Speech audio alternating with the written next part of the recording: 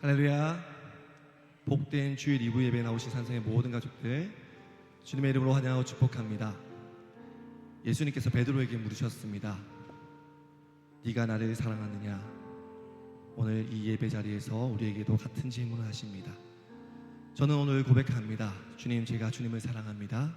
이 고백으로 우리 예배를 시작하겠습니다. 주는 그리스도시요 살아계신 하나님의 아들이십니다.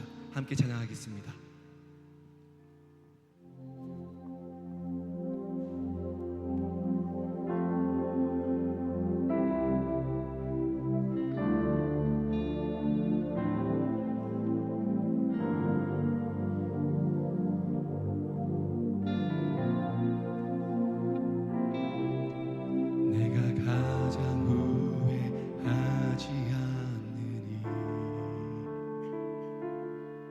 예수를 따르느니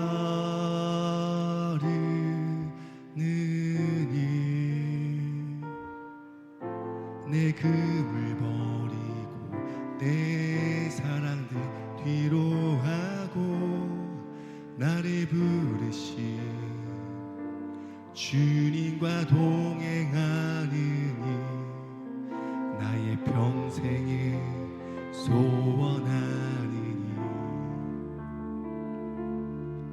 예수를 닮아 가느니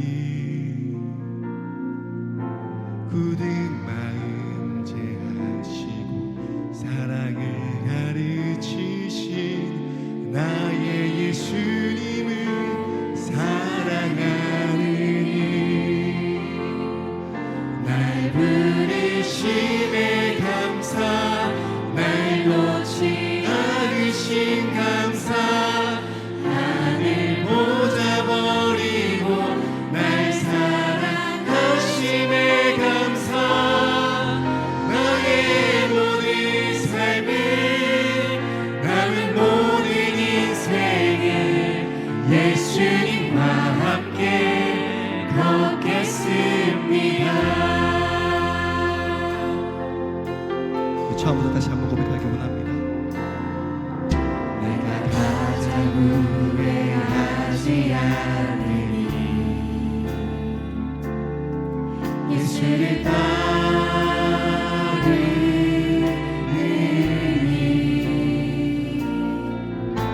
내 금을 버리고 내 사랑을 뒤로 하고 나를 부르신 주님과 동행하느니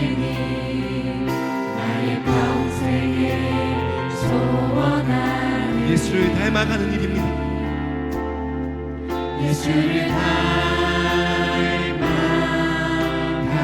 닮아가느니 굳은 마음 제하시고 사랑을 가르치신 나의 예수님을 사랑하니 나의 부르심에 감사 날 부르심에 감사 날 놓지 않으신 감사 하늘 보자 버리고 날 사랑하심에 감사 나의 모든 삶을 남은 모든 인생을 예수님과 함께 걷겠습니다. 날 부르심에 감사 부르심에 감사 날 놓지 않으신 감사 하늘 보자 버리고 날 사랑하심에 감사 나의 모든 삶을 남은 모든 인생을 예수님과 함께 걷겠습니다. 나의 모든 삶을 남은 모든 인생을 예수님과 함께 걷겠습니다. 우리의 고백이 되길 원합니다.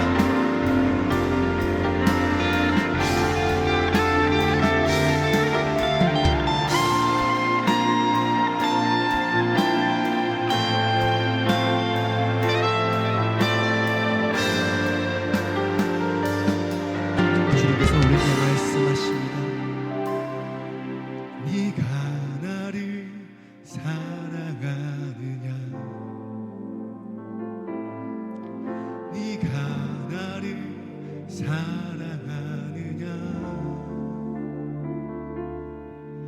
네가 나를 사랑하느냐 주님 내게 물어보시네. 우리 고백합시다. 내가 주를 사랑합니다.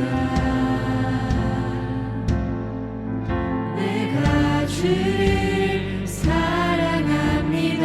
내가 주님을 사랑합니다. 내가 주를 사랑합니다. 내가 주님을 사랑합니다. 내가 주를 사랑합니다. 내가 주님을 사랑합니다.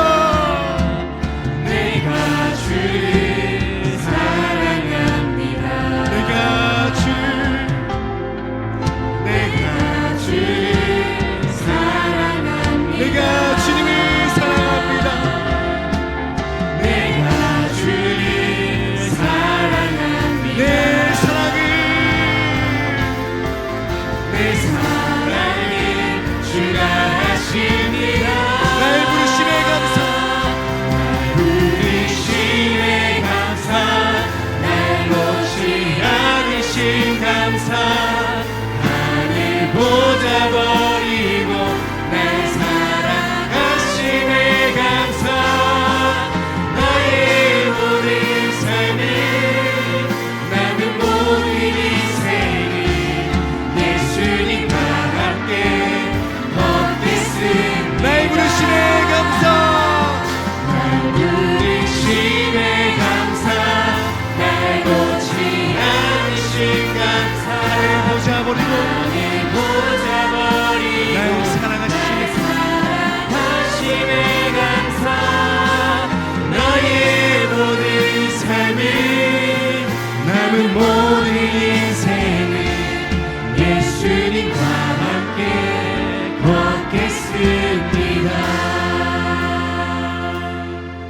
나의 모든 삶을 남은 모든 인생을 예수님과 함께 걷겠습니다. 우리의 고백을 담아 주님께 영광의 박수 올려드리겠습니다. 할렐루야.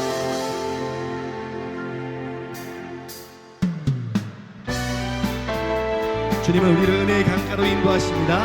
우리에게 넘치는 대로 새 힘을 주시는 주님을 바라보며 계속 찬양하겠습니다.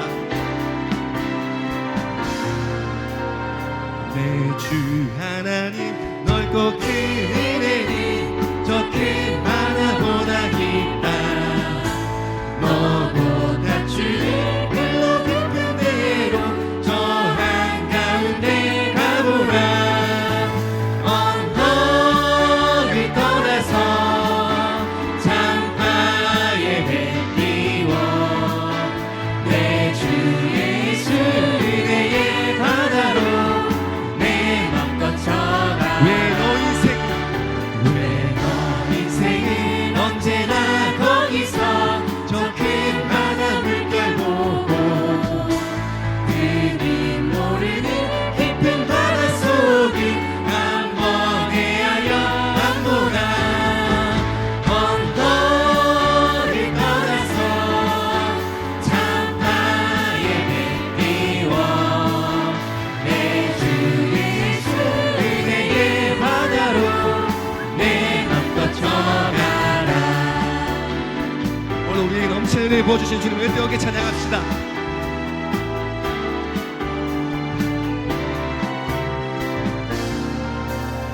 많은 사람이 얕은 물가에서 저 큰 바다 달려가라. 살싹거리는 작은 파도 보고 마음 약하여 못 가네. 언덕을 떠나서 창파에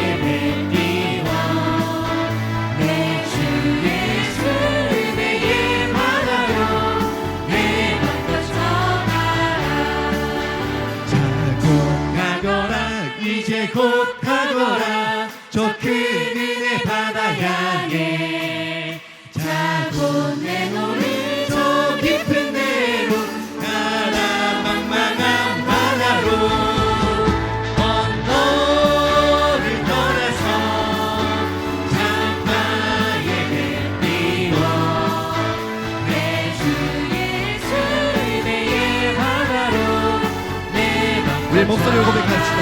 언덕을 떠나서 언덕을 떠나서 창파의 배 띄워 내 주 예수 은혜의 바다로 내 맘껏 언덕을 떠나서 언덕을 떠나서 창파의 배 띄워 내 주 예수 은혜의 바다로 내 맘껏 져가라.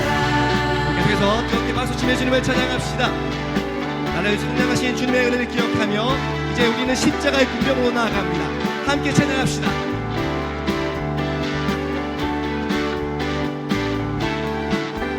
십자가 군병되어서 예수를 따를 때 무서워하는 마음으로 주 보는 채 갈까. 무성 높이를 흘리며 큰 싸움하는데 나 어찌 편히 누워서 상 받기 바랄까. 나의 주 그리스도 나를 속량했으니 나 십자가를 벗으는 저 멸류. 나의 주 그리스도 나의 주 그리스도 나를 속량했으니 나 십자가를 벗으는 저 멸류 같으니.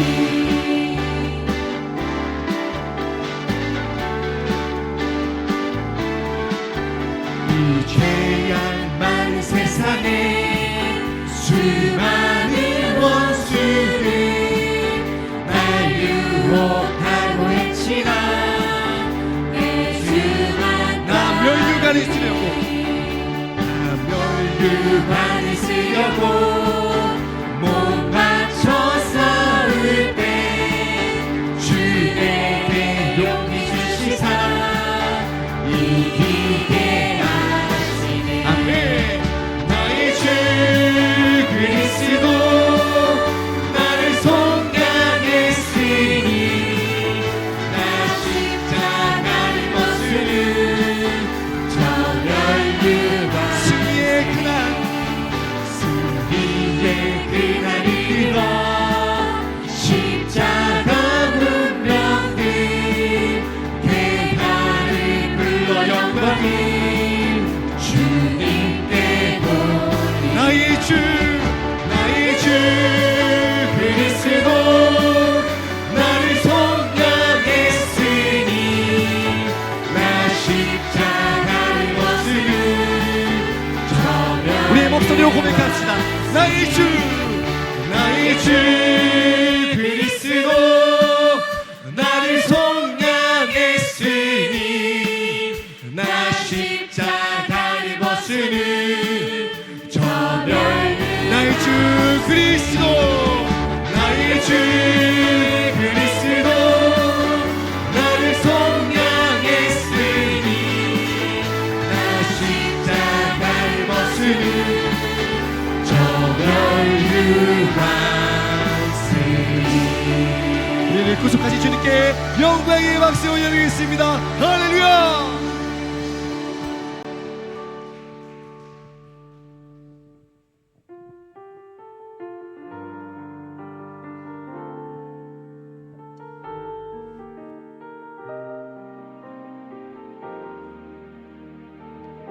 우리 함께 고백하겠습니다. 사랑하는 나의 아버지, 사랑하는 나의 아버지, 이름 높여드립니다.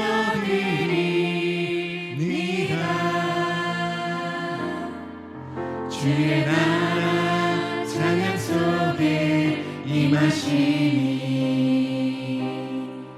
능력에 주께 찬송. 우리 한 번 더 처음부터 고백하겠습니다. 사랑하는 나의 아버지, 주님의 이름을 높입니다.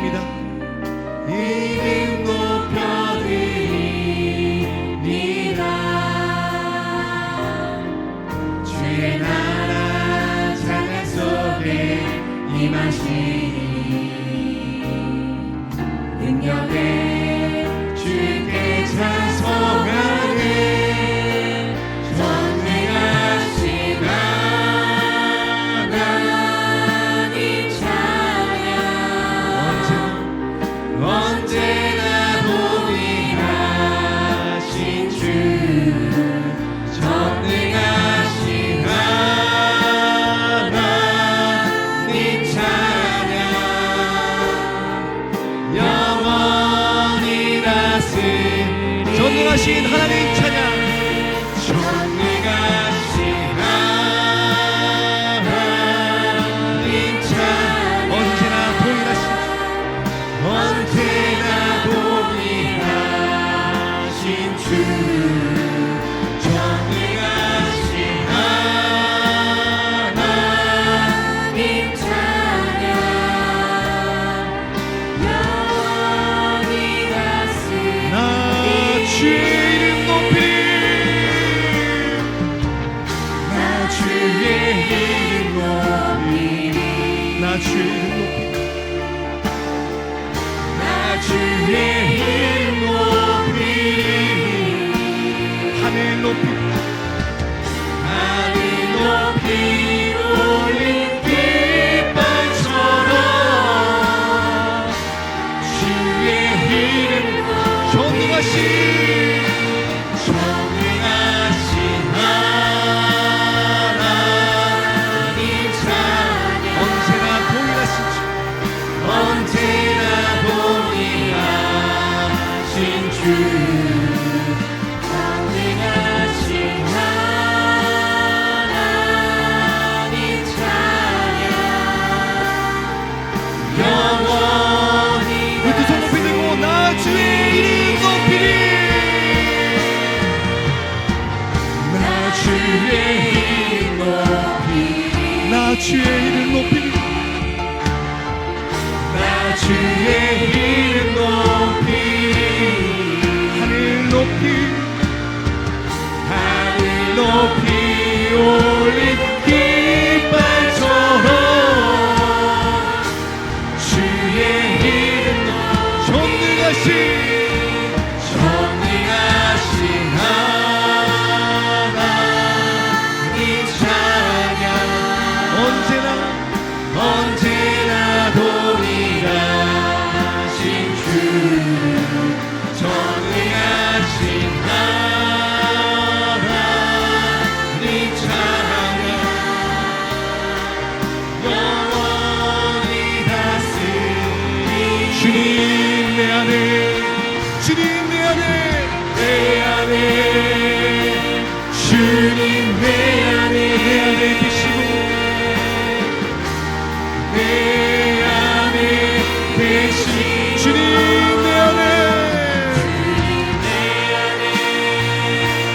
주님 내 안에 나를 세웠소서 주님 내 안에 주님 내 안에 주님 내 안에 내 안에 내 안에 계시 내 안에 계시고 주님 내 안에 주님 내 안에 나를 우리 목소리 펴 주님을 찬양합시다 주님 내 안에 주님 내 안에 내 안에 계시고 내 안에 계시고 주님 내 안에 주님 내 안에 주님 내 안에 나를 세워 우리 믿음으로 고백합시다 주님 내 안에 주님 내 안에 주님 내 안에 내 안에 계시고 내 안에 계시고 주님 내 안에 주님 내 안에 나를 세워주소서 주께로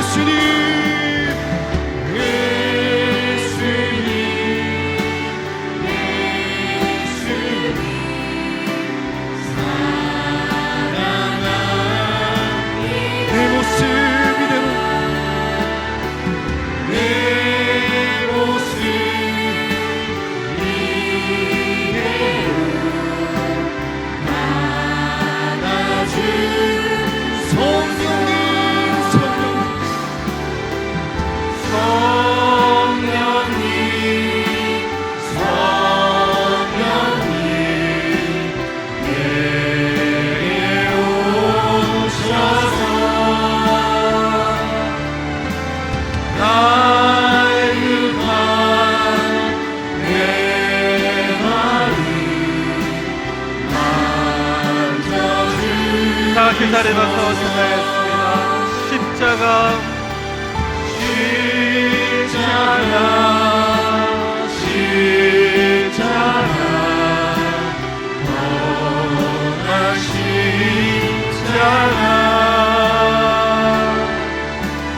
나의 죄를 위하여 죽으셨네.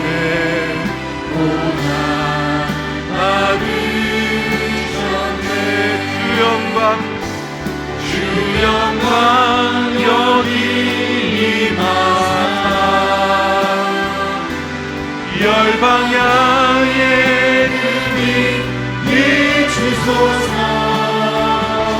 주의 얼굴 구하에 주의 향기 머무소서. 주 영광 이 자리에 임하여 주셨소. 임하사 열방향에 급이 비추소서. 주의 얼굴 구하에 주의 향기 머무소서. 영광 영광 영광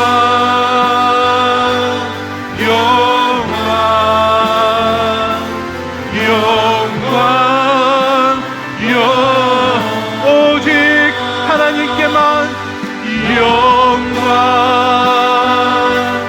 영광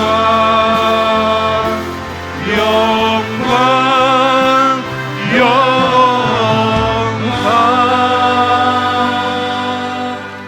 너희 모든 나라들아 여호와를 찬양하며 너희 모든 백성들아 그를 찬송할지어다. 우리에게 향하신 여호와의 인자하심이 크시고 여호와의 진실하심이 영원함이로다. 아멘. 나는 전능하신 아버지 전지의 창조주를 믿습니다. 나는 그의 유일하신 아들 우리 주 예수 그리스도를 믿습니다. 그는 성령으로 잉태되어 동정녀 마리아에게 나시고 본디오 빌라도에게 고난을 받아 십자가에 못 박혀 죽으시고 장사한 지 사흘 만에 죽은 자 가운데서 다시 살아나셨으며 하늘에 오르시어 전능하신 아버지 하나님 우편에 앉아 계시다가 거기로부터 살아있는 자와 죽은 자를 심판하러 오십니다. 나는 성령을 믿으며 거룩한 공교회와 성도의 교제와 죄를 용서받는 것과 몸의 부활과 영생을 믿습니다. 아멘.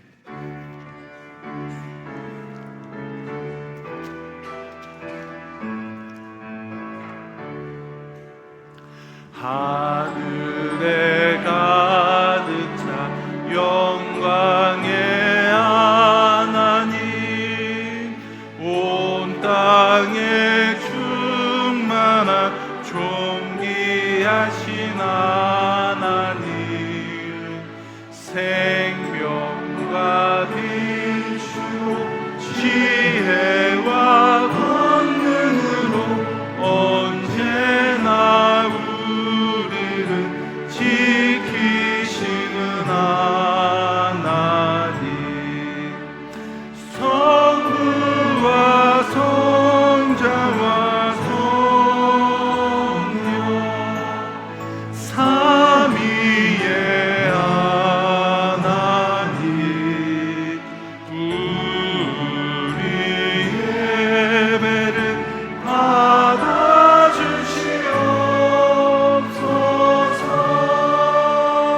사랑이 넘치는 자비하신 하나님 은혜가 풍성한 구원의 하나님 자매의 심령에 평안을 주시옵고 죄악과 허물을 용서하여 주소서.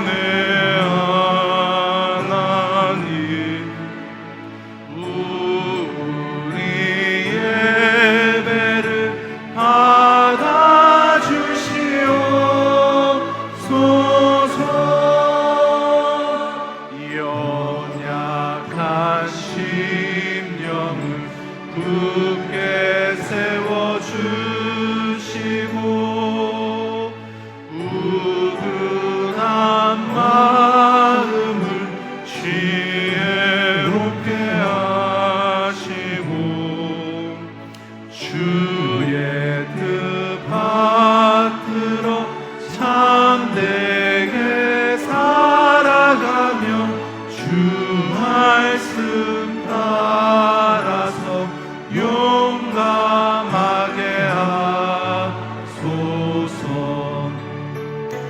권능과 지혜와 사랑 은혜의 하나님 우리의 예배를 받아주시옵소서.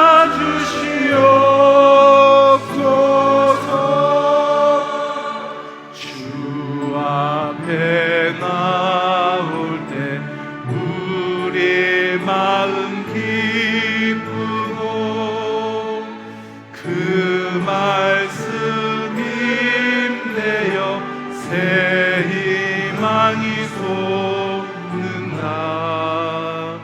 고난도 슬픔도 이기게 하시옵고 영원에 잇대어 살아가게 하소서.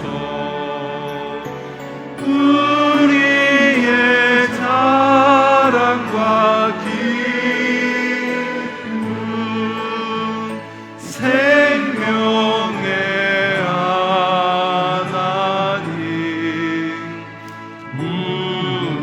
우리의 예배를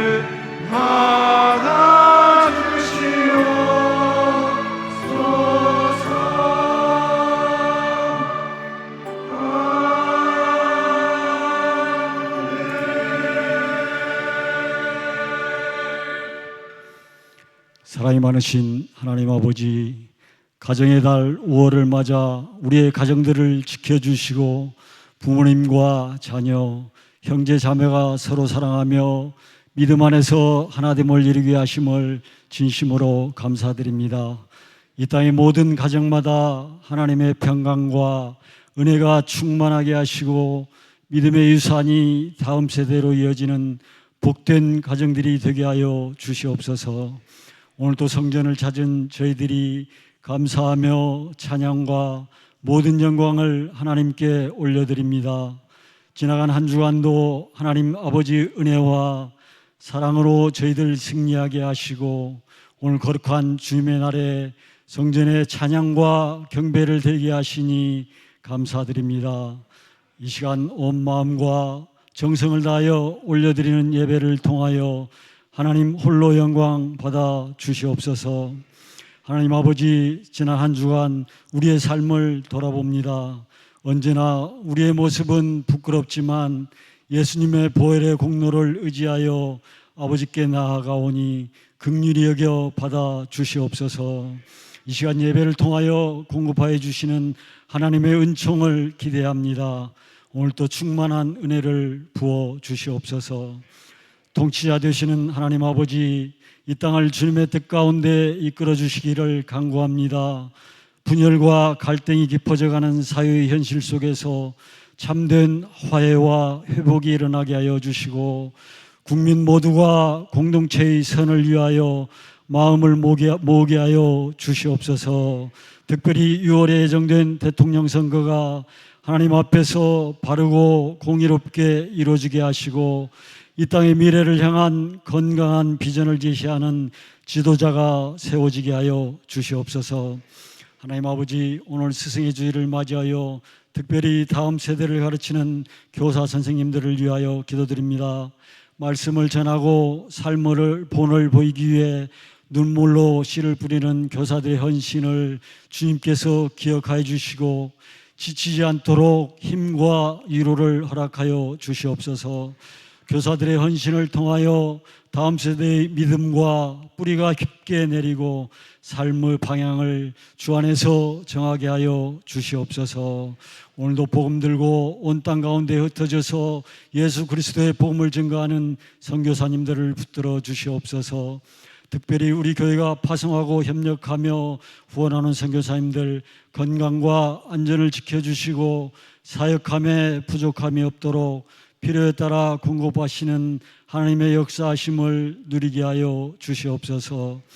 자비하신 주님, 병중에 있는 성도들 기억하시고 치료의 손으로 영과 육을 만져주셔서 치료하시고 회복시켜 주시옵소서.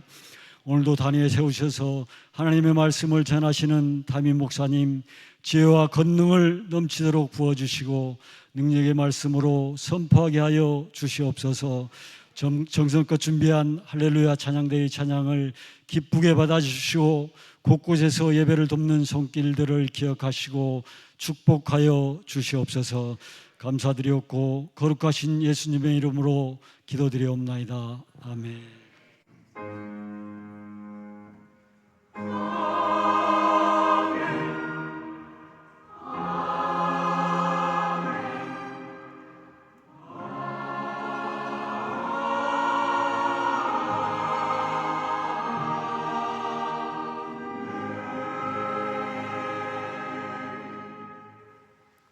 오늘 우리에게 주신 하나님의 말씀은 사도행전 10장 34절에서 43절 말씀입니다. 사도행전 10장 34절에서 43절 말씀을 제가 봉독하도록 하겠습니다. 베드로가 입을 열어 말하되 내가 참으로 하나님은 사람의 외모를 보지 아니하시고 각 나라 중 하나님을 경외하며 의를 행하는 사람은 다 받으시는 줄 깨달았도다. 만유의 주 되신 예수 그리스도로 말미암아 화평의 복음을 전하사 이스라엘 자손들에게 보내신 말씀 곧 요한이 그 세례를 반포한 후에 갈릴리에서 시작하여 온 유대에 두루 전파된 그것을 너희도 알거니와 하나님이 나사렛 예수에게 성령과 능력을 기름 붓듯 하셨음에 그가 두루 다니시며 선한 일을 행하시고 마귀에게 눌린 모든 사람을 고치셨으니 이는 하나님이 함께 하셨습니다. 우리는 유대인의 땅과 예루살렘에서 그가 행하신 모든 일의 증인이라. 그를 그들이 나무에 달아 죽였으나 하나님이 사흘 만에 다시 살리사 나타내시되 모든 백성에게 하신 것이 아니요 오직 미리 택하신 증인 곧 죽은 자 가운데서 부활하신 후 그를 모시고 음식을 먹은 우리에게 하신 것이라. 우리에게 명하사 백성에게 전도하되 하나님이 살아있는 자와 죽은 자의 재판장으로 정하신 자가 곧 이 사람인 것을 증언하게 하셨고 그에 대하여 모든 선지자도 증언하되 그를 믿는 사람들이 다 그의 이름을 힘입어 죄 사함을 받는다 하였느니라.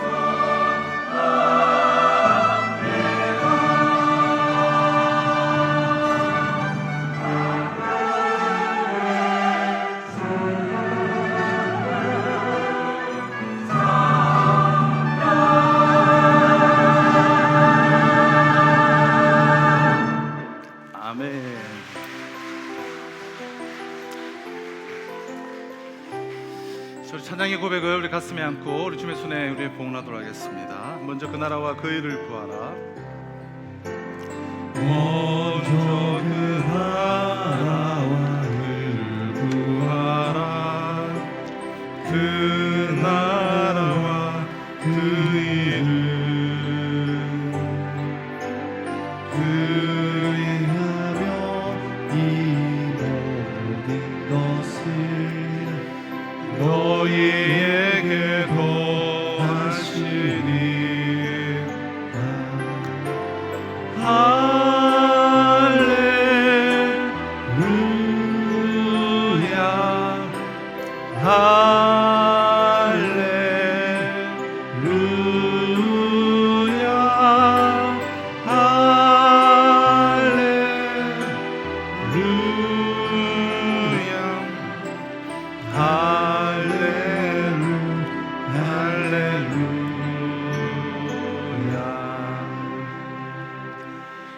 네, 우리 주일 2부 예배에 나오신 우리 모든 성도님들을 우리 주님의 이름으로 환영하며 축복합니다. 먼저 이 시간에는 우리 캐나다 아보츠포드 한인교회와 우리가 자매 결혼을 맺는 협약서를 우리가 전달하는 시간을 잠시 갖도록 하겠는데요. 우리가 이제 캐나다 이제 한인 교회인 아보츠 한인 교회와 자매 결혼을 맺어서 여러 가지 사역들을 우리 함께 동력을 하려고 하고요. 그리고 이러한 이제 자매 결혼을 가능하면 우리가 여러 교회를 좀 맺어서 서로가 배우고 또 주 안에서 함께 협력을 이루고 우리 다음 세대들이 또 다양한 경험을 하며 우리의 선교의 지경이 이제 넓혀가기 위해서 이러한 사역들을 하는데요. 사실 이게 쉽지는 않습니다. 예.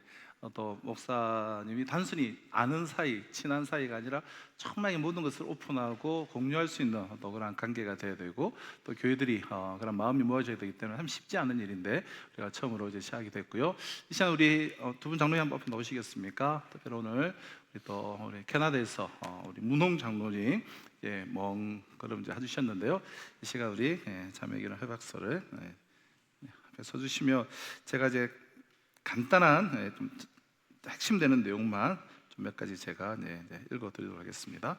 앞에 한번 보시고 우리 자매결혼 협약서 우리 창원산성교회와 아보츠포드 한인 장로교회는 예수 그리스도의 몸된 교회로서 하나님 나라의 확장을 위한 공동의 사명을 인식하고 상호 협력과 영적 교류를 통해 서로에게 선한 영향력을 끼치며 동력하고자 다음과 같이 협약을 체결합니다. 제1조 협약의 목적, 본 협약은 두 교회가 복음 안에서 하나 되어 예배, 선교, 교육, 청소년 사역 등의 다양한 영역에서 상호 협력함으로써 하나님 나라의 확장과 공동체의 영적 사명을 성장을 도모하는 데 그 목적이 있습니다. 제2조 상호 교류 및 협력, 양 교회는 정기적 또는 비정기적으로 목회자의 강단 교류를 가지며 서로의 사역을 이해하고 협력합니다. 자, 2번 청년 및 청소년의 신앙 성장과 글로벌 공동체 의식을 함양하기 위해 양 교회 간의 어학 연수 및 한국 문화 체험과 같은 다음 세대 교류 프로그램 및 단기 방문을 정기적으로 추진합니다. 3번 정기적으로 선교지 방문 및 단기 선교 프로젝트를 공동으로 기획 및 참여하며 선교 사역에 대한 정보를 나누고 협력합니다. 4번 온라인 또는 오프라인을 통한 세미나, 찬양 집회, 기도 모임 등을 통해 함께 영적으로 성장하는 기회를 마련합니다. 9회 3조 4조 우리 맺은 말 이렇게 이제 되어 있습니다. 대략적인 내용은 우리가 이제 이해해 주시기를 바라고요. 우리 먼저 우리 문호 장로님께서 우리 차유도 장로님에게 전달을 해주시면 되겠습니다. 그리고 우리 여름에 우리 전달해 주시고 우리 박수하겠습니다. 감사합니다. 내려가 주시면 되겠습니다. 자, 그럼 우리 여름에 단기 선교 우리 이번에 가게 되는데요. 그때 우리 이용우 장로님이 또 가셔서 협약식을 서를 좀 전달해 드리면서 이렇게 마무리하게 되고요. 이제 올해는 우리 선교팀이 가서 이렇게 원주민 사역을 이제 감당하고 그리고 그 선교팀과 함께 그 아보츠포드의 이순여 목사님이 선교팀하고 같이 옵니다. 저는 거기에 3주가 남아 있고 3주간 우리가 이제 교환 목회를 하게 되는데요. 서로의 집을 오픈해서 서로의 집에서 우리가 생활하면서 서로의 차를 타면서 그렇게 3주간 우리가 교환 목회를 하고요.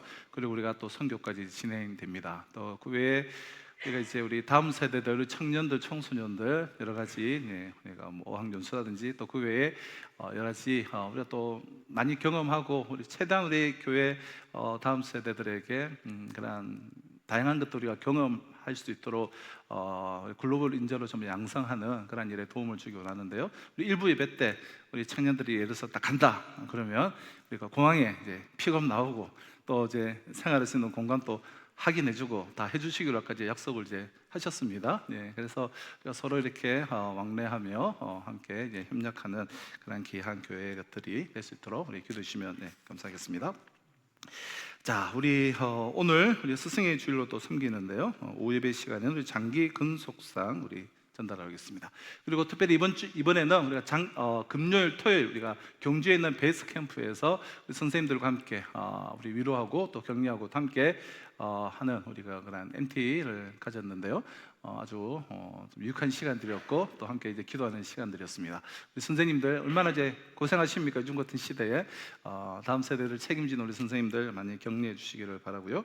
또 아직 선생님들이 다들 안 계시죠? 하여튼 선물을 그래도 준비되어 있는데 수령하지 못하신 분들은 또 받아가시면 되겠습니다. 우리 라이프러닝 347 3주차 이번 주에 이제 진행이 됩니다. 우리 CTS 부흥 어게인 우리 한 2번 정도 광고했는데 우리 한 번 더 우리 오늘 영상 마지막으로 잠시 우리 보도록 하겠습니다.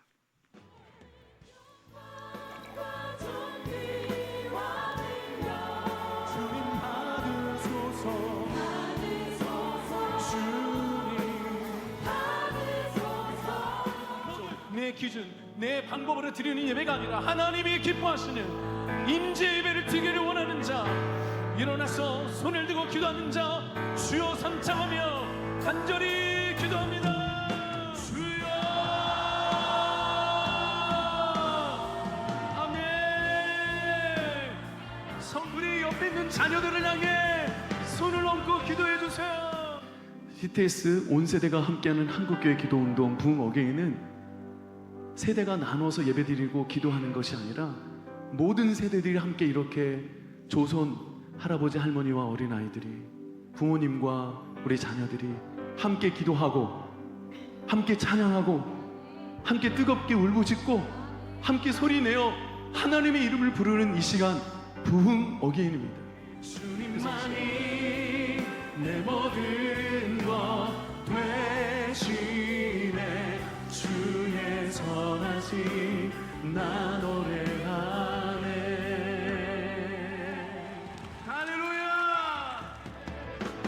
온 세대가 함께하는 한국교회 기도운동 부흥 어게인. 온 세대가 함께하는 이제 한국교회 기도운동을 위해서 우리가 전국의 42개 교회에서 먼저 이 찬양 집회, 이 기도의 부흥 집회를 가지고 또 그것을 우리가 방송에 이제 녹화를 해서 또 전국 교회에 또 우리 전 세계 교회에 또 도전을 주는 그러한 이제 집회입니다. 이번 주 금요일 7시 반에 이제 저희 교회에서 이제 드려지게 되는데요. 우리 온 세대가 온 가족이 다 함께 이제 오셔서 아주 은혜로운 시간이 될 줄로 이제 믿습니다. 그래서 우리 다 함께 오시고 우리 평소에 못 오신 분들도 우리 이날만큼은 다 참여하시고 또 우리의 그 예배 현장을 또 우리가 한국 교회에 또 우리가 오픈을 하고 또 우리가 도전을 주는 그런 또 일도 있기 때문에 우리 다들 이제 참석하셔서 우리 온 가족 그리고 주변에 또 우리 뭐 VIP들, 우리 전도 대상자들 또 그 지인들도 우리 초청하셔서 함께 우리 은혜 받는 시간으로 우리 삼아 주시기를 부탁을 드립니다. 자, 우리 산성가족 페스티벌 우리 다음 주까지 우리 신청해 주시고요. 우리 뭐 혼자든 우리 두 분이든 이렇게 신청을 일단 해주시면 저희들이 행복한 수련회가 될 수, 페스티벌이 될 수 있도록 방 배정을 이렇게 잘 하도록 하겠습니다. 그래서 우리 다음 주까지 우리 아직 신청 안 하신 분들은 신청해 주시기를 바랍니다. 우리 다음 주 각 기간 올려 있고요. 그 외 내용들 우리 주보를 우리 참 주시면 감사하겠습니다. 우리가 사도행전 10장 33절까지 말씀을 나눈 후에 이제 고난중앙과 또 부활주의를 이렇게 지나면서 우리 8주 만에 다시 우리 사도행전 본문으로 이렇게 돌아왔는데요. 사도행전 10장은 이 고넬료가 이 베드로를 청하여서 이렇게 둘이 만나는 그런 장면입니다.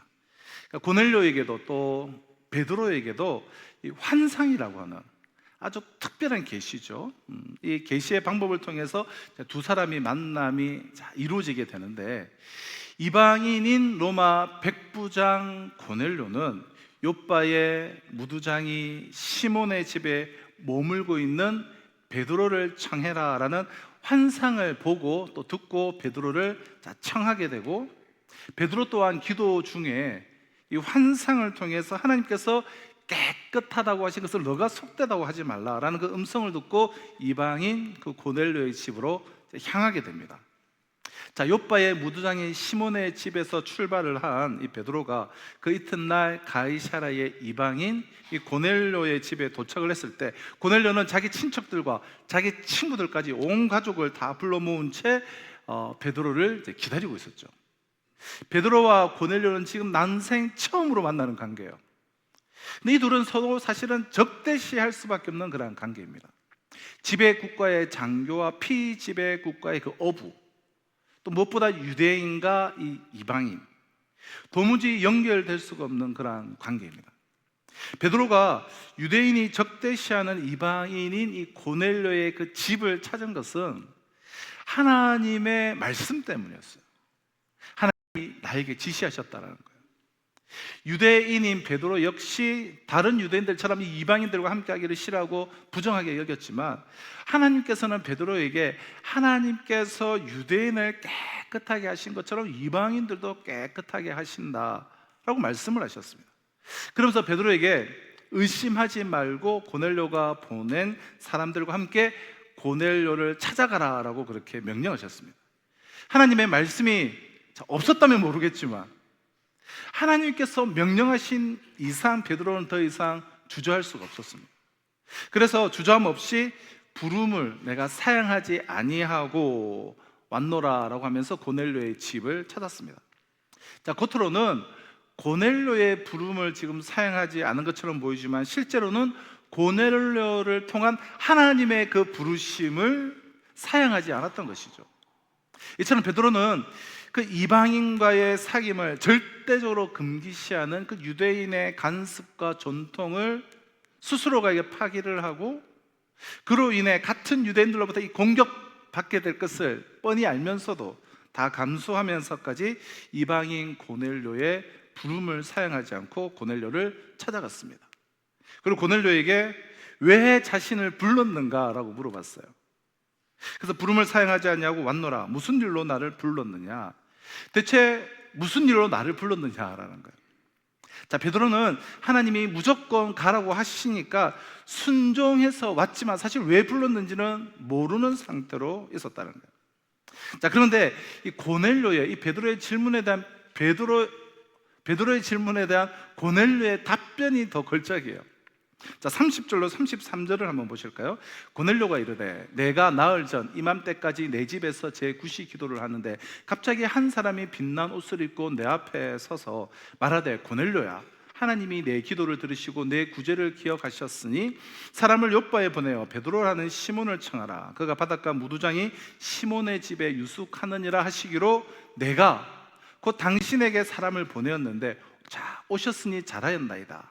이제 우리는 주께서 당신에게 명하신 모든 것을 듣고자 하여 다 하나님 앞에 있나이다. 자, 고넬료가 하나님이 자신에게 보여준 그 환상에 대해서 그 자초지종을 다 다시 한번 말하고 나서 베드로에게 자, 잘 오셨다, 잘 왔습니다라고 했습니다.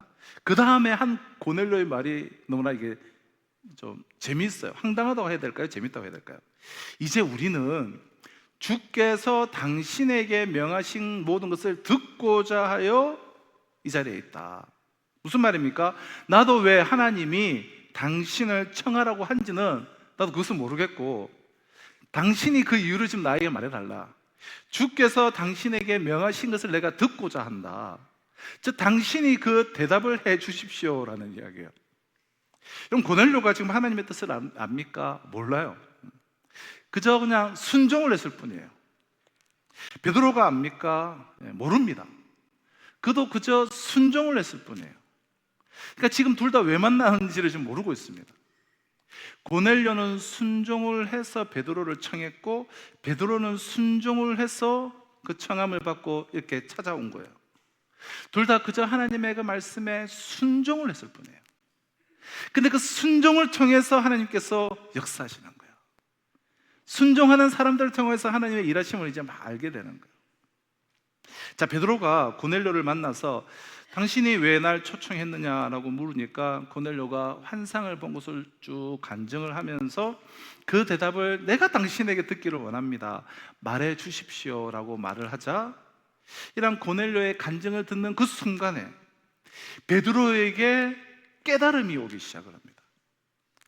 그러니까 해석이 되기 이제 시작하는 거예요. 아, 그렇구나, 깨닫게 된 거예요.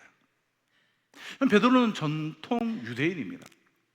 그에게는 전통이 있고 또 율법이 있었고 유대민족이라는, 유대민족만 택한 선민이요 우리만 하나님의 택함을 받았다라는 그 민족 개념이 있었습니다. 그런 그가 지금 고넬료의 집에 오기까지 이 얼마나 어려운 일인지 몰라요. 하나님께서 이 구체적인 환상을 양쪽에서 딱 들어맞게 해석까지 인도하셔야만 만날 수 있는 그런 무척이나 어려운 만남이라는 거예요.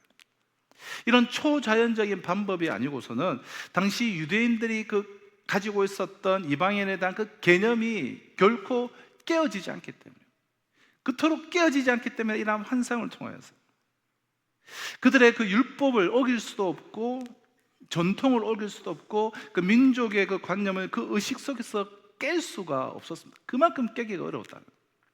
근데 이 환상을 통한 계시라는 방법을 통해서 그 계시에 대한 그 순종을 통해서 둘이 만나게 되었고 베드로는 비로소 깨닫게 된 거예요. 자, 오늘 본문 34절로 43절은 당신이 그 대답을 해달라라고 하는 이러한 고넬료의 그 반문에 대해서 베드로가 그 하나님의 그 계획과 성령의 역사를 깨닫고 고넬료가 불러 모은 가족과 친척들과 친구들 앞에서 베드로가 복음을 설교하는 내용이 자, 오늘 본문이에요. 고넬료의 집에서 그 이방인들을 대상으로 첫 번째 설교가 지금 이루어지는 것입니다. 자, 베드로의 설교는 오늘 본문을 통해서 두 번 혹은 세 번, 많으면 한 네 번 정도 좀 나누어서 말씀을 이제 나누려고 하는데요. 자, 베드로가 이렇게 깨닫고 순종의 자리에서 깨닫고 설교한 그 첫 번째는 하나님은 유대인이나 이방인이나 구별하지 않으시고 다 받으신다라는 사실이에요. 이방인 가운데서도 하나님을 경외하며 의를 행하는 사람은 하나님께서 인정하신다, 하나님께서는 다 받으신다는 사실을 베드로가 고넬료를 만나면서 비로소 깨닫게 된 거예요. 우리 34절 35절을 보실까요? 베드로가 입을 열어 말하되 내가 참으로 하나님은 사람의 외모를 보지 아니하시고 각 나라 중 하나님을 경외하며 의를 행하는 사람은 다 받으시는 줄 깨달았도다. 하나님은 사람을 외모로 보시는 분이 아니시라는 사실이 깨달아지기 시작하는 거예요. 깨달아지기. 베드로는 예수님과 3년을 함께 산 사람이에요. 십자가를 목격했고 부활을 목격했고 승천을 목격한 사람이에요. 뿐만 아니라 성령의 그 역사를 체험했고 3,000명을 회개시켜서 예수를 믿게 했고 나면서부터 안전뱅인 자를 일으켜 세웠고 죽은 자까지도 살렸습니다. 이 정도면 그가 하나님을 여러분 잘 아는 사람이 아니겠습니까? 하지만 베드로는 고넬료를 만나고서야 비로소 하나님은 내가 생각했던 그런 분이 아니었구나, 내가 하나님을 너무나 제한하고 있었구나라고 깨닫게 된 거예요. 그럼 과거 이제 난민이나 혹은 이제 외국인 이민자를 받아들이는데 무척 관대했던 그 기독교가 뿌리가 있기 때문에 그 기독교 뿌리를 가지고 있었던 유럽의 많은 나라들이 이제는 외국인을 혐오하면서 외국인 이민자를 추방해야 한다라는 그런 정당이나 단체들이 막 기승을 부리고 있습니다. 전 세계적인 흐름이죠. 그럼 트럼프 정부 하에 미국은 뭐 이제 두말할 필요도 없어요. 정말 미국이 정말 기독교의 뿌리를 가지고 출발하는 나라답게 다양한 이들을 받아들이고 수용하고, 그래서 하나님께서 이 전 세계를 영향을 끼치는 그 하나님의 나라로 여기까지 세워주셨는데 이제는 그런 것들을 싫어해요. 그리고 러시아와 우크라이나 사이에 이러한 갈등과 전쟁은 여전히 진행 중이에요. 중동에서는 이스라엘과 팔레스타인 간의 유혈 충돌이 도저히 해결될 기미가 보이지 않습니다. 스리랑카와 인도네시아에서도 피비린내 나는 인종 분규가 계속되고 있습니다. 중국 공산당은 기독교를 박해하고 있고 인도 남부 지역 곳곳에서는 힌두교 극단주의자들에 대한 이 기독교 박해가 더욱더 강하게 자행되고 있습니다. 자, 전 세계적으로 일어나고 있는 이 모든 분쟁과 분규와 대립과 갈등 그리고 전쟁의 원인은 결국 자신과 다른 사람을 받아들이지 않으려는 데에 있는 것입니다. 그럼 굳이 다른 나라의 예를 우리가 들 것도 없이 우리의 경우는 어떻습니까? 우리는 단일 민족을 자랑해요. 단일 민족이 뭐냐니까 우리는 한 혈통이라는 거예요. 한 핏줄이라는 거예요. 우리는 다른 피가 섞이지 않았다는 거예요. 그런데도 우리는 서로를 받아들이지 못해서 동종산잔의 비극을 겪었던 그런 민족입니다. 그럼 6.25를 통해서 남한 측 사상자는 약 230만 명, 북한 측 사상자는 292만 명이었습니다.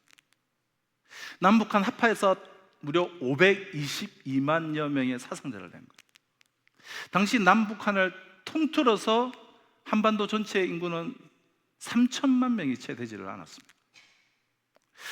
노인과 여자 그리고 어린아이를 제외하고 나면 성인 남자 2~3명당 1명은 죽거나 다친 셈이라는 거예요. 한국 전쟁이 세계 전쟁사에서도 같은 동족 간에 치러진 전쟁 중에 가장 참혹한 전쟁으로 기록되고 있는데 그 이유가 이 엄청난 이 사상자, 전체 인구 대비 엄청난 사상자의 수 때문에 그렇습니다. 북의 남침으로 인한 이 한국 전쟁은 한쪽이 무력을 동원하여서 일방적으로 다른 쪽을 제압시키고 굴복시키고 쓸어버리려고 할 때 피차가 얼마나 혹독한 대가를 치러야 하는지를 여실히 보여주었습니다.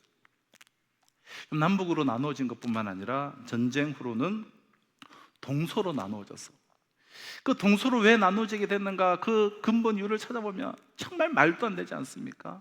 소수의 정치인들이 자신들의 이익을 위해서 자신들의 기득권을 위해서 나누어놓은 그 동서 간의 그 갈등 21세기 2000년대의 시대를 맞이하고도 25년이 훌쩍 지난 이 대명천지에도 아직도 그 해묵은 그 지역 감정에 사로잡혀 있는 이들이 적지를 않아요. 게다가 최근에는 극한 이념 갈등으로 자신과 다른 사람들을 받아들이지 않고 나뉘어져 있습니다. 이념뿐만 아니라 이제는 뭐죠?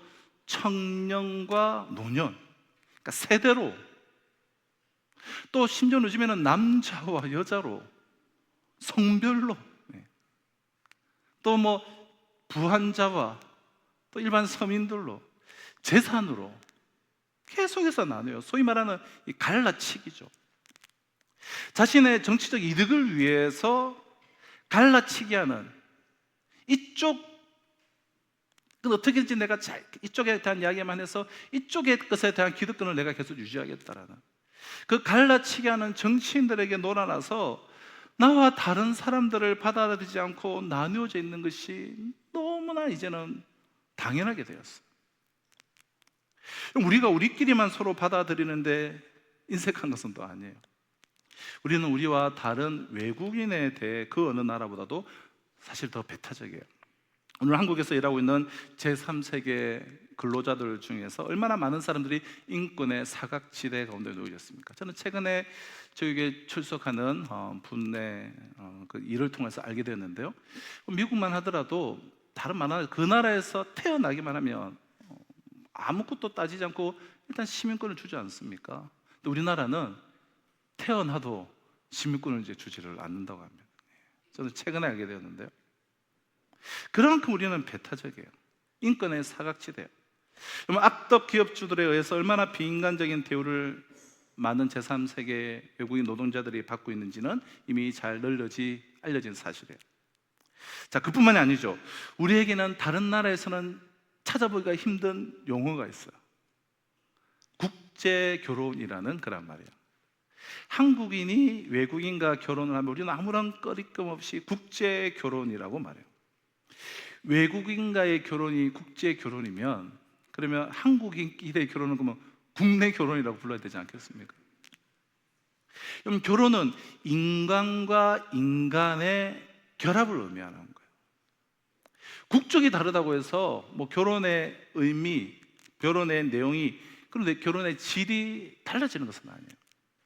그래서 서로 다른 국적을 가진 뭐 영국인과 프랑스 사람이 결혼했을 경우에 그곳 사람들은 영어로, 프랑스어로 그 결혼을 국제 결혼이라고 부르지 않습니다.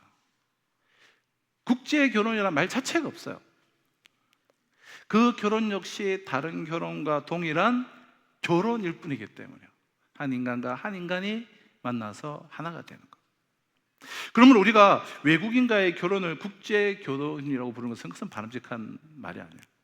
그런데도 이처럼 지금 세계화가 된 오늘날에도 우리가 국제 결혼이라는 말을 마치 뭐 당연하다듯이 사용하고 있는 것은 우리가 우리와 그 다른 사람에 대해서 우리도 모르게 얼마나 배타적인 것을 스스로 우리가 입증하고 있는 것입니다. 제가 지금 많은 예를 말씀을 드렸는데요. 요지는 단지 자신과 다르다는 이유만으로, 피부 색깔이 다르다는 마음으로, 생각이 다르다는 마음으로, 세대가 다르다는 마음으로, 어떠한 부분이 다르다는 이유만으로 사람을 거부하고 있는 것은 전 세계적으로 나타나고 있는 제약된 인간의 공통점이라는 거예요. 제약된 인간의 공통점이에요. 우리 모두는 두 눈을 갖고 있습니다. 그리고 두 귀와 또 한 코와 한 입을 우리는 가지고 있어요. 머리는 하나고 팔과 다리는 각각 2개씩이에요. 손가락은 10개고 발가락도 10개예요. 그리고 우리의 속에 있는 모든 내장 기관들, 오장육부의 구조와 기능 또한 모든 사람이 똑같습니다. 이것은 어느 나라, 어느 민족, 어느 인종이라고 해도 이것은 동일한 거예요. 차이가 있다면 단지 국적과 언어, 역사와 사상, 피부 색깔들이 다른 것이죠. 그러나 여러분, 인간의 그 공통점에 비하면, 그 인간의 그 본질적이고 중요한 그 공통점에 비하면 그 차이는 사실은 큰 것이 아니에요. 그런데도 인간은 수없이 많은 공통점들을 다 제쳐놓고 그 작은 차이로 인해서 같은 인간을 받아들이는데 너무나 인색하기 짝이 없어요. 다툼과 갈등, 심지어는 폭력과 살인, 그래서 전쟁마저 서슴지 않는 거예요. 나와 이념이 다르다고 죽여요. 나와 생각이 다르다고, 나와 피부 색깔이 다르다고, 종교가 다르다고. 자, 그렇다면 우리는 여기에서 중요한 사실을 우리는 이제 깨닫게 됩니다. 인간이 같은 인간을 받아들이는 것이 이렇듯 어려운 일이라면 하나님께서 인간을 받아들이는 것은 아예 이것은 불가능하지 않겠느냐라는 거예요. 하나님께서는 인간과는 전혀 그 본질적으로 그 차원이 다른 분이시기 때문에 그 똑같은 본질적으로 똑같은 인간도 조금의 차이로 이렇게 받아들이지 못한다면 우리는 존재 자체와 하나님께 다르기 때문에 받아들인다는 것은 불가능하다는 거예요.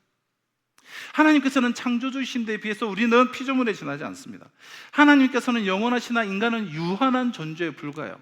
하나님은 거룩하시지만 우리는 온갖 죄와 사망의 악취를 풍기는 추악한 인간이었다는 거예요. 하나님은 빛이시나 우리는 어둠이에요. 하나님과 인간은 이렇듯 본질적으로 다릅니다.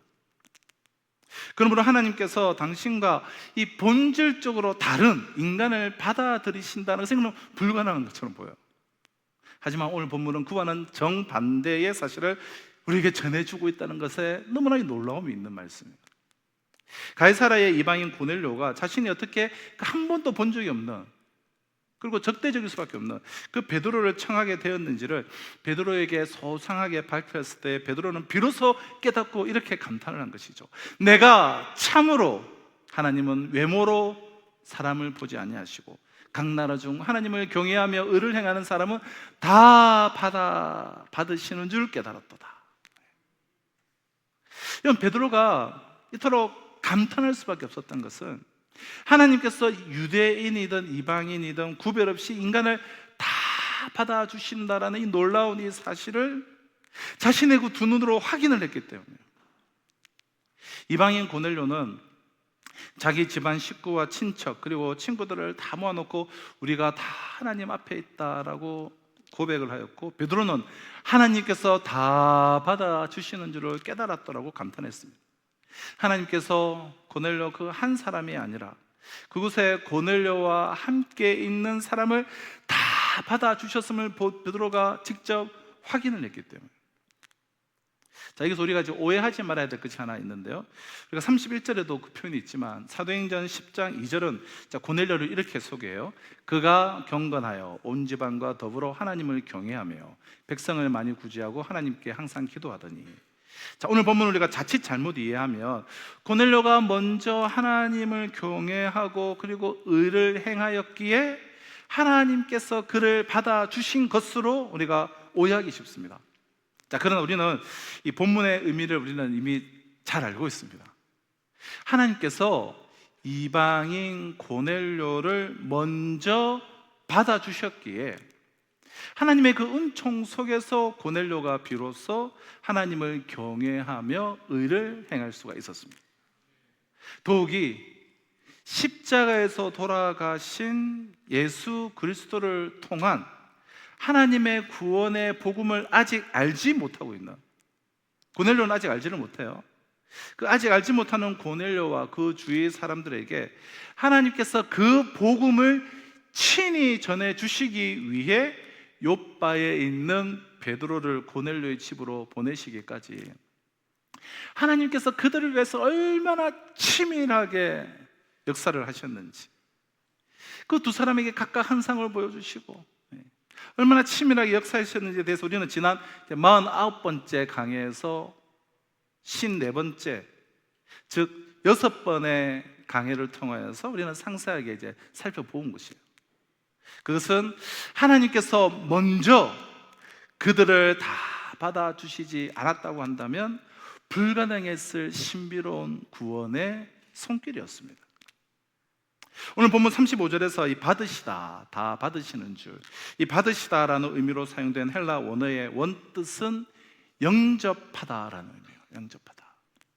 하나님께서 더러운 죄인인 인간을 받아주시되, 죄인이기 때문에 그냥 아무렇게나가 아니라 온 마음과 온 뜻과 온 힘을 다하여 온 지성을 다해서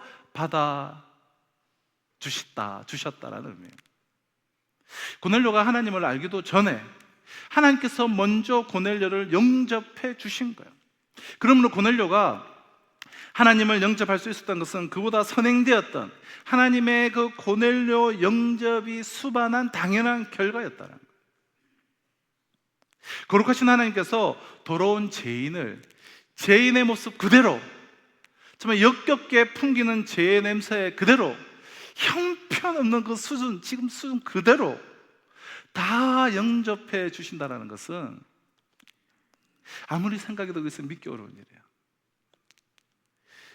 지극히 작은 차이로 인해 같은 인간끼리 서로 받아들이지 못해 서로 다투고 죽이는 그 우리의 모습을 비춰볼 때, 인간과 본질적으로 다른 하나님께서 보잘것없는 인간을 정말 온 정성을 다하셔서 다 받아주신다는 것은 그래서 하나님의 기적이 아닐 수가 없습니다.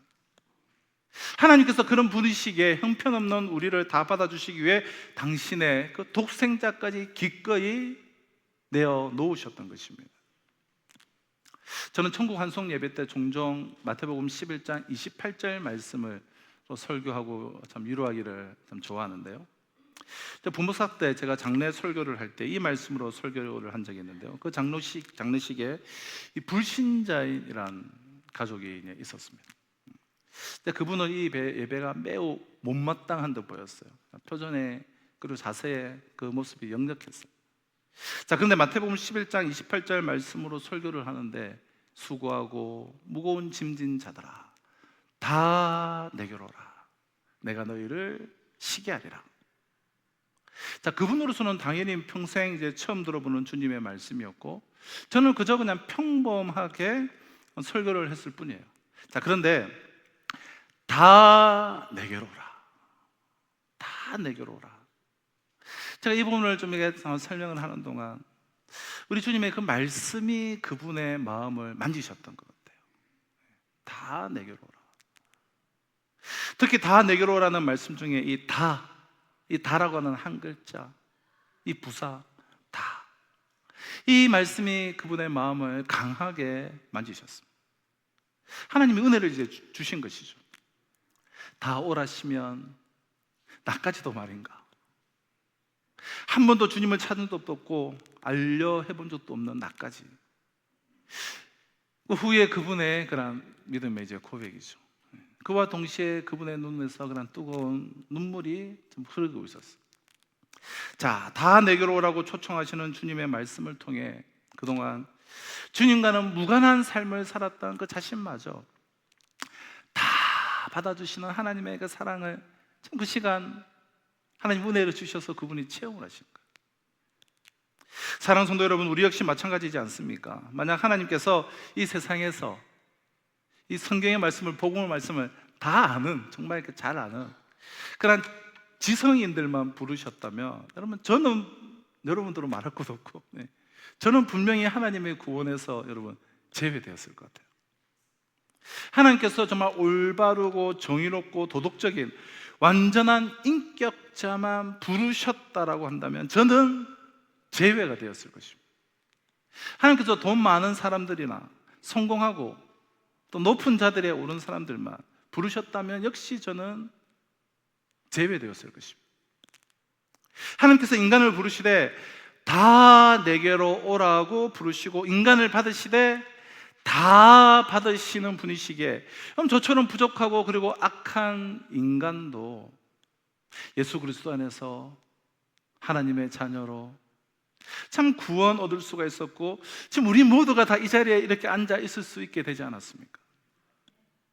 하나님께서 우리를 다 받아주시기 위해 당신의 독생자를 제물 삼기까지 하셨다면 그 하나님께서 어떤 상황 속에서도 우리의 삶을 또한 반드시 책임져 주시지 않으시겠습니까?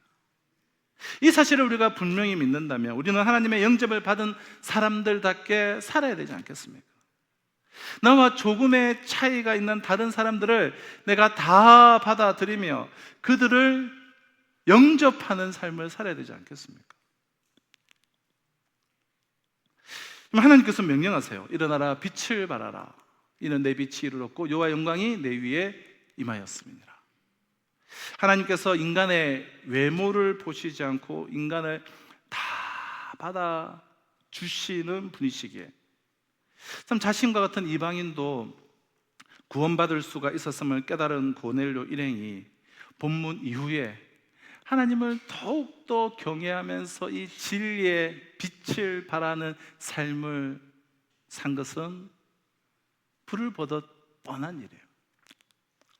다 내게로 오라는 주님의 초청 앞에서 나까지도 오라며 감격을 하며 주님 앞에 무릎을 꿇었던 그 성도 역시 진리의 빛을 발하는 삶으로 많은 사람들을 감동시키는 삶을 지금 살고 있습니다.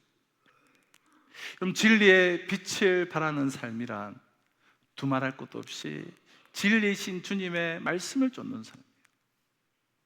나도 모든 이들을 다 용납하는 삶이에요.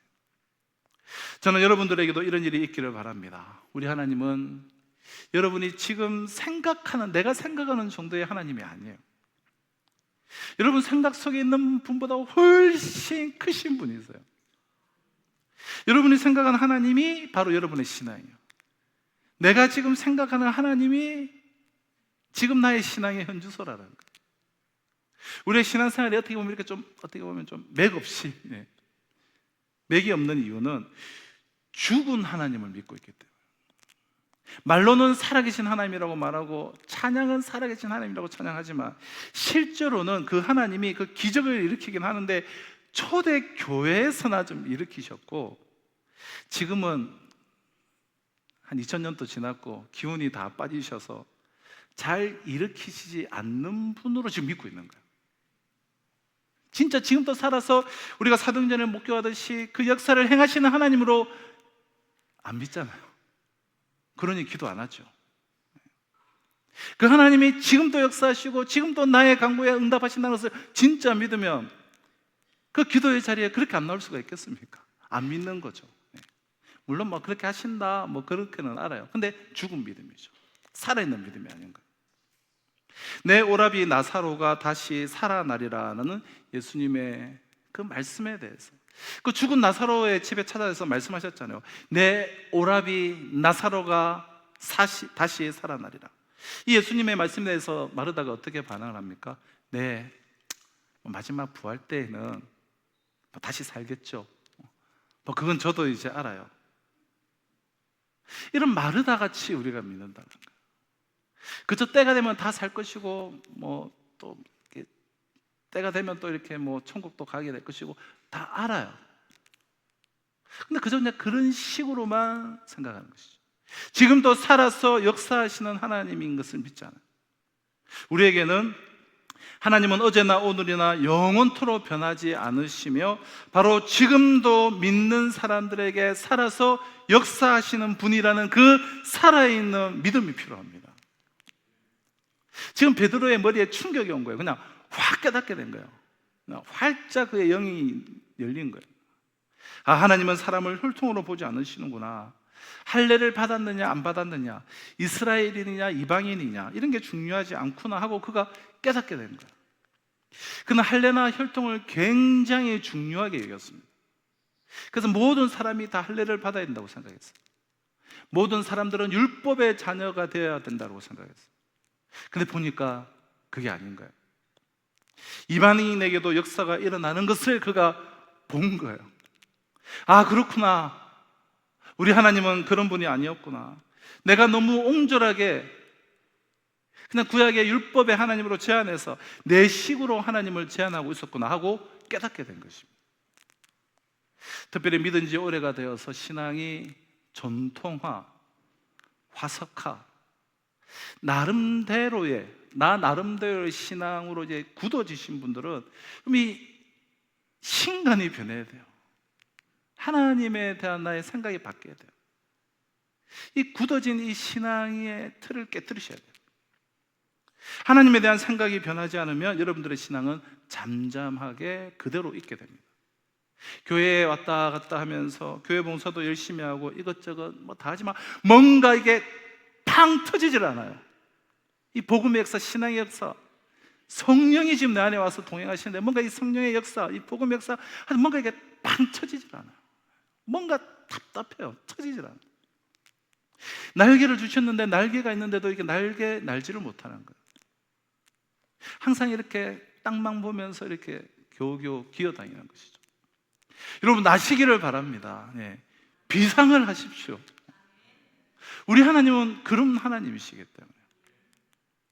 사랑하는 성도 여러분, 하나님께서 인간을 구별하지 않으시고 다 받아주시는 분이시기에 지금 내가 이 자리에 있음을 여러분 정말 믿으십니까? 하나님께서 우리 같은 이 죄인을 다 받아주시기 위해 당신의 독생자를 십자가의 제물로 삼으셨음을 정말 믿으십니까? 하나님께서 그렇게 하시기까지 우리를 다 받아주셨기에 하나님께서 어떤 상황에서든 우리의 삶을 반드시 책임져 주실 것임을 믿으십니까? 그렇다면 하나님의 그 명령을 쫓아서 이제부터 나와 다른 이들을 받아들이는 거예요. 이제부터 우리 모두 일어나 빛을 발하는 삶을 사는 것입니다. 오직 그것만이 하나님께서 먼저 우리를 다 받아주셨음을 우리가 믿는 유일한 증거예요. 하나님께서 도저히 받아줄 수 없을 만큼 그 차이가, 본질적으로 차이가 나는 그 죄인된 나를 받아주셨음을 믿는 증거가 뭐겠습니까? 어떻게 그것을 정말 내가 믿는, 내가 그 복음 안에 거했음을 어떻게 나타내고 증거할 수 있습니까? 나와 정말 다른 그 모든 이들을 우리가 정말 받아줌을 통하여서 하나님께서 나를 받아주심을 믿는 증거가 되는 것입니다.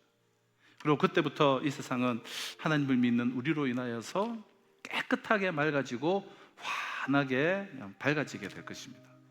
기억하시기를 바랍니다. 우리나라, 우리 교회, 우리 가정의 미래는 결코 다른 사람들에게 달려있지 않습니다. 하나님의 영접을 받은 우리가 얼마나 하나님의 말씀을 쫓아서 진리의 그 빛을 발하며 사느냐에 따라서 이 나라, 이 민족, 그리고 우리 교회, 또 우리의 가정의 미래가 달라지게 될 것입니다. 왜일까요? 하나님께서는 어느 시대나 당신께서 먼저 자신을 영접해 주셨음을 믿는 사람들을 통해서 역사하시기 때문입니다. 기도하시겠습니다.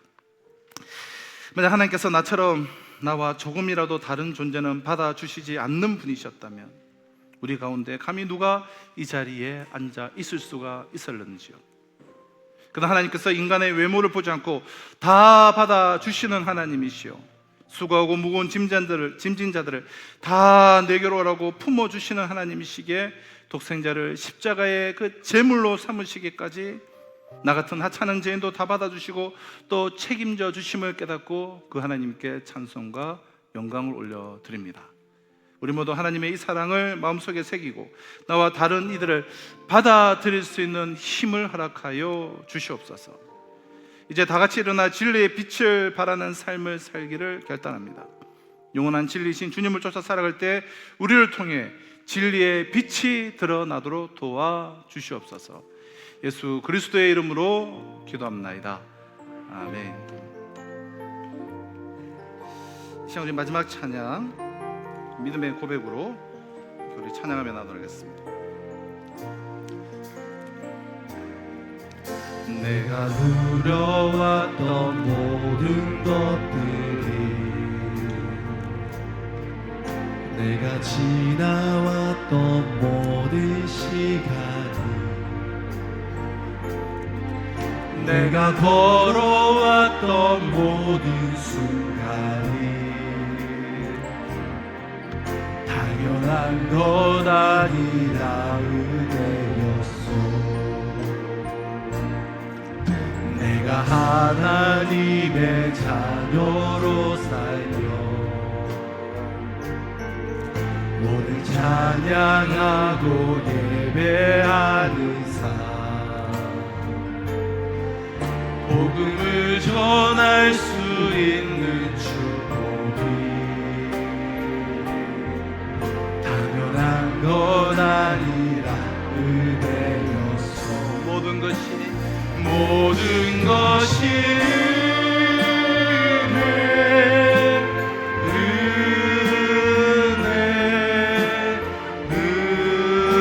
은혜, 한없는 은혜, 내 삶에 당연한 것 하나도 없었던 것은 모든 것이 은혜. 우리 다 같이 자리에 나서 찬양하시겠습니다. 모든 것이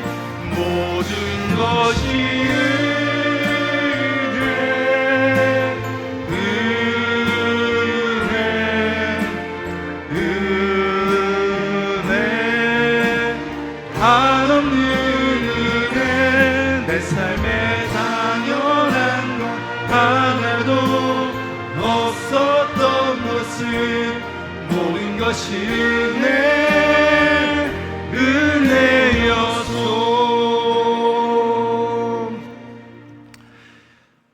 모든 이들을 다 받아주시는 하나님의 그 은혜로 인하여 우리가 이 시간 은혜의 존전 앞에 나와서 하나님께 예배와 온전한 예배를 올려드리는 줄로 믿습니다. 내 삶의 현장에서 이번 한 주간 영적인 예배, 살아있는 예배, 진리의 예배로 하나님께 올려드리는 우리 모든 성도들 삼아 주시옵소서. 주님의 손에 봉헌한 손길들을 기억하여 주셔서 이 시대에 복의 근원, 축복의 통로로 참 쓰임받기에 부족함이 없도록 하나님의 풍성함을 공급하여 주시옵소서. 연약함 가운데 있는 우리의 성도들, 그 연약함을 통하여서 살아계신 하나님을 경험하고 그 하나님의 크심을 더욱더 맛보고 누리고 경험하며 그를 통하여 회복에서 충만함으로 나올 수 있도록 역사하여 주시옵소서. 오늘도 열방을 품고 나는 선교사님들과 우리와 협력 동력하는 교회들과 이 역사의 모든 교회들 가운데도 갑절에 은혜 위에 은혜를 부어주셨기를 간절히 바라옵고 소원하며 지금 우리 주 예수 그리스도의 은혜와 하나님의 사랑과 성령의 역사 교통하심이 다 받아주시는 그 하나님의 그 은혜, 나를 먼저 영접하여 주신 그 복음을 받아 누리는 자로서 나도 차이를 극복하고 받아들이고 수용하는 하나님의 사람들로서 이 시대의 빛으로서의 사명을 감당하기를 소망하며 예배당을 나서는 우리 성도들과 이번 한 주간의 삶 가운데 지금으로부터 영원토록 항상 함께 있을지어다. 아멘.